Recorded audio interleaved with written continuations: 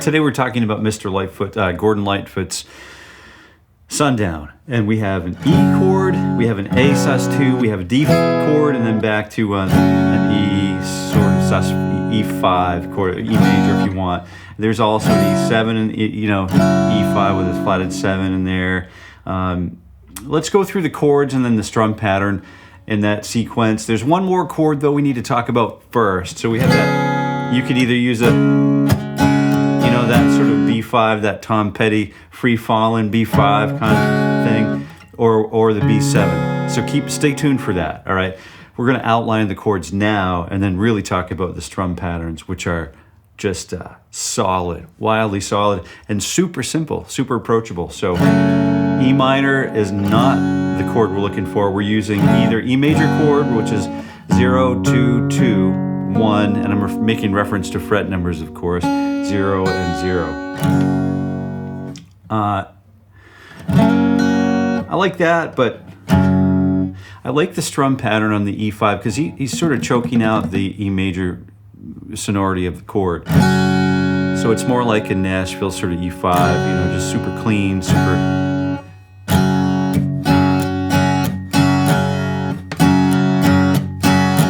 There's that little choke that we're going to talk about a little bit further down the line together here today. But the E5 is basically open E, 2, 2. Second finger is doing a little bad technique, choking out the G string, open B, and then open high E string.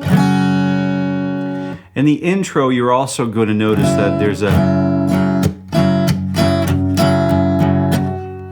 a little E sort of minor 7 here. Well, E7. There's not really a minor, but it's that third finger on fret 3 on the B string. That's going to help us out a tremendous amount.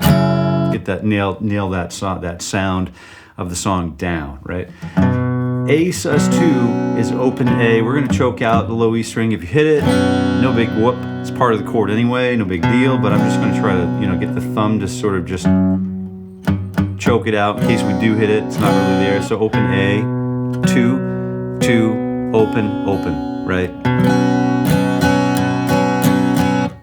D is open D. We could play the A chord, just try not to play the E note in it from this particular song. Open 2, 3, 2. Maybe a little open A if you want. So we got E5, back to E5. Now we're working on basically the B7, which is sort of reminiscent of Johnny Cash's Folsom, that song. You could actually use fingers 2, 1, 3, open, and 4, or frets 2, 1, 2, open, and 2. There's a lot of shingling of the fingertips going on here to just get everything to fit correctly. You could also use that second finger if you've got a little bone of adventure to just kind of approach, you could get that second finger to not only fret that A string on fret 2, but go ahead and grab both of those. Just smear your second finger like you're a rock climber and you're smearing your toe with that little rubber slipper over the granite grit there. You got an F sharp in the bass, but that helps to really fill out that part of the song. Without further ado, let's get ready to talk about strum pattern. Let's take a look at the introduction first, shall we? So we've got this 1, 2, and 3, and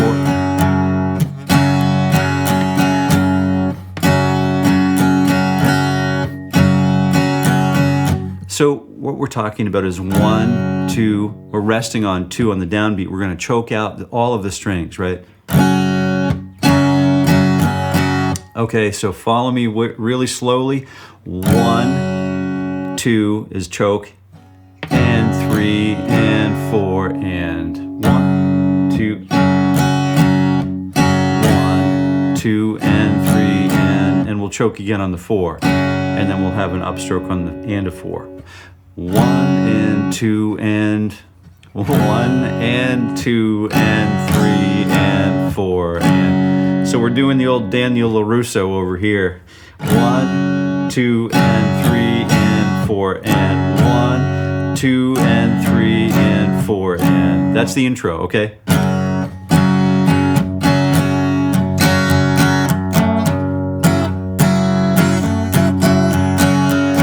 there's a little bit of that third finger just sort of giving it a little attitude, sort of like turning the song, switching it on, waking up the song, and then we move right into the verse. Dun, dun, dun, dun, dun, dun, dun, dun, dun, dun, B7 back to E5.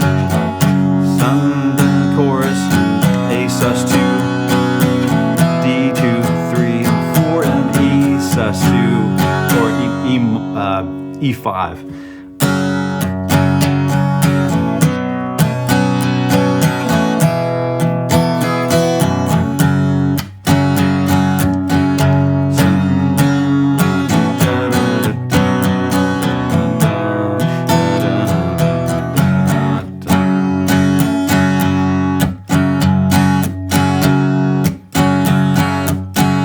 Okay, good. That's pretty much the song.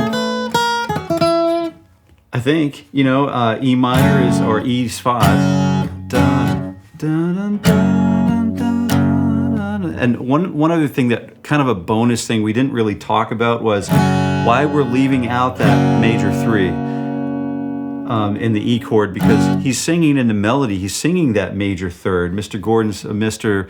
Lightfoot singing that major.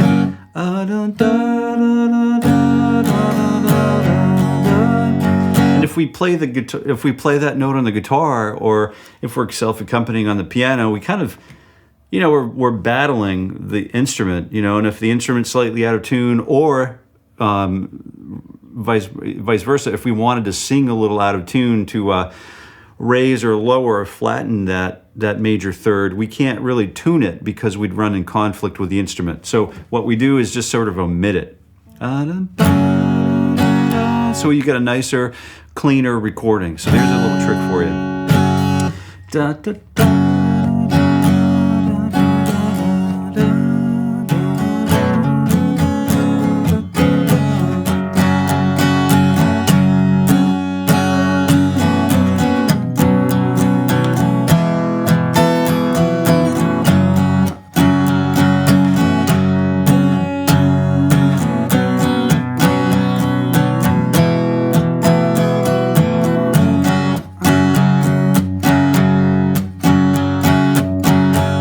Thanks for watching, and until next time.